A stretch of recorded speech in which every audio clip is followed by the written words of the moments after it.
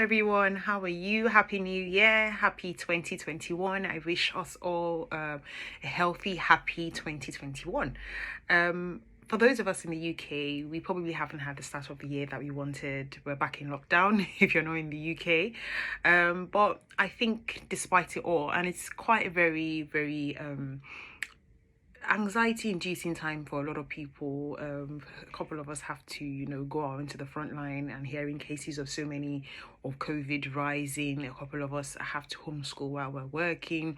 A couple of us have to juggle so many things, and there's a lot that's happening right now. But all I just wanted to say is let's just hold the faith, do what you need to do to make yourself to be able to get through this, and we'll come out of this hopefully very soon, and with some sort of resilience built to be able to deal with this situation. So do and one other thing, I've been saying it everywhere, is let's also try to show grace to people and be kind in this season as well.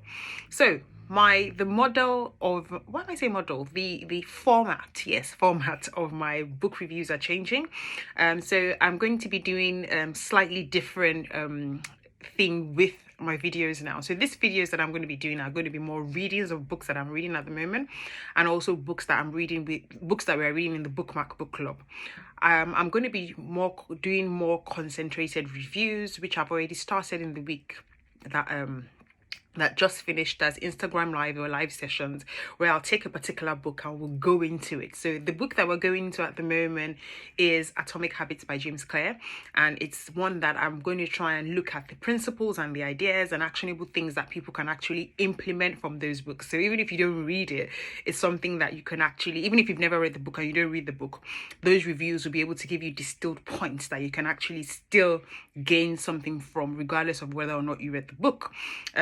The last one, I did the first episode on Tuesday this week, but I'm not tech phobe, and I'm not, I'm quite good with tech to a certain level, but I just wasn't able to. I don't think I stored the video, so I couldn't upload it on YouTube. So if you're watching this on YouTube, hopefully next week I'll be able to upload it onto YouTube.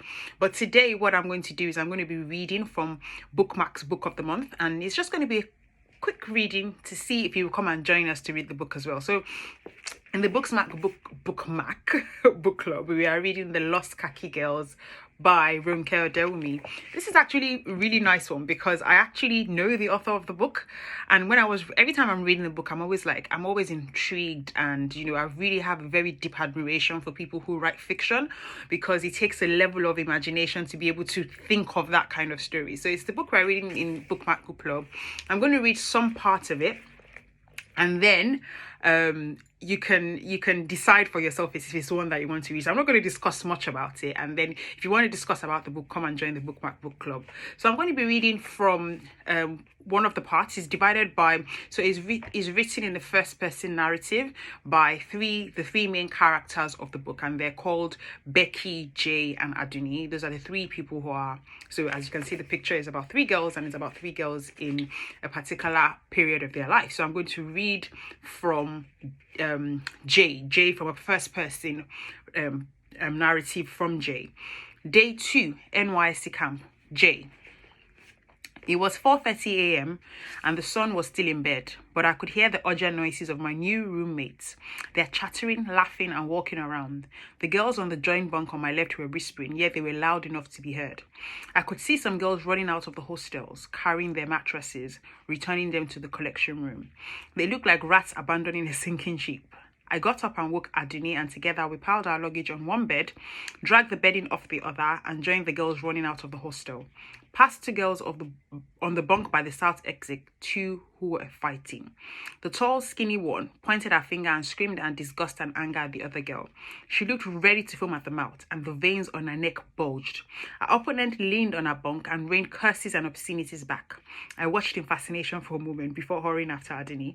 An hour later, we were all heralded onto the grassy field, and those in the hostels were chased out to join us. "Don't we get to shower first?" I asked Aduni, unable to keep the surprise out of my voice.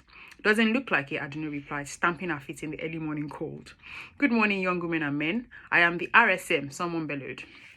We later found out that an RSM is an army warrant officer and the head honcho in the camp. "Registration will continue today. Tomorrow you will be split into platoons, and from then on you are required to participate in camp activities with your platoon members. Discipline is essential, and the camp commandant will be here tomorrow to make you aware of the rules of this camp. Today is the day of grace. Sad it, someone grumbled. Torture master, another said. I won't go sleep, oh, someone else said in broken English from the edge of the gathering. Everybody laughed. The RSM then asked for 2 volunteers, one Christian and one Muslim, to lead a prayer session.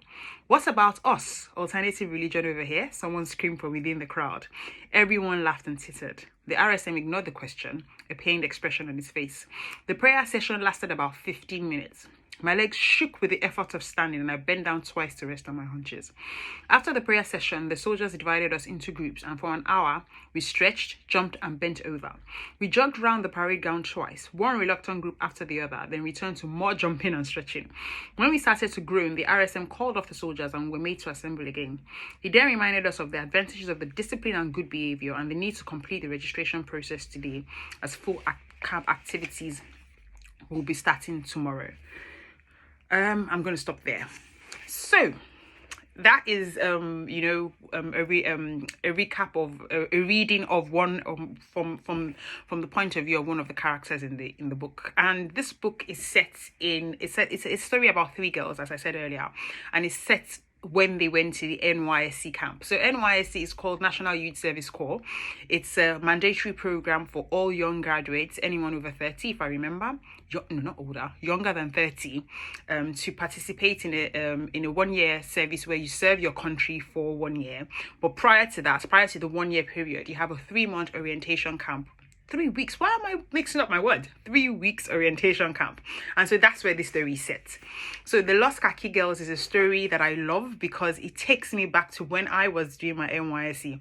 So I remember from the part I read, I remember when we also had to do that. When I went I was posted to, in Nigeria, I lived in Lagos, but I was posted to Ilorin. So my NYSC camp was in Ilorin, in Kwara State, in Lagos, Nigeria. And this book has made me, when you're going in a story, it's just making me, and that's the beauty of storytelling.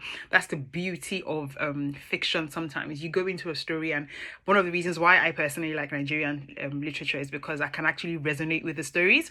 So when I've been reading this book, I've just been remembering my NYSC days, and I'll share a picture as well when I'm sharing this video of me in my NYSC uniform. So that's one of the reasons why I've really enjoyed the book. So do come and join us reading this book, reading along. Just let me know if I've convinced you to read this book.